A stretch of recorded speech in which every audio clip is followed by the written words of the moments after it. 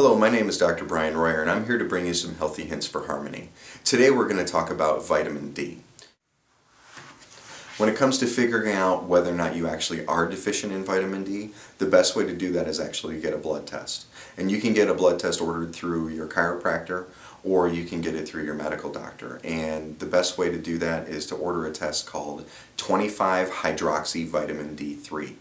Now, because there's different labs have different values on what they consider to be deficient, basically the best thing to remember is that you want to be in the optimal range.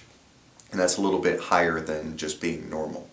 Ideally, you want to be somewhere between 50 and 80 nanograms per milliliter. And that's where you're going to get the benefits of protection against cancer, MS, and different types of things like that. You do have to be careful when it comes to that because vitamin D is something that can get toxic.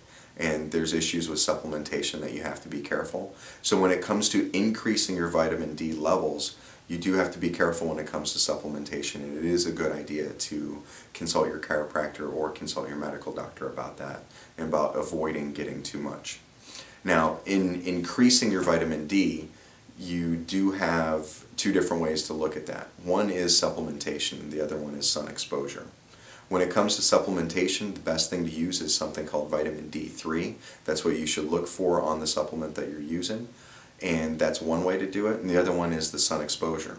Now, right now it's getting into winter. And when winter time hits, we have the tendency to lose vitamin D3 during the process.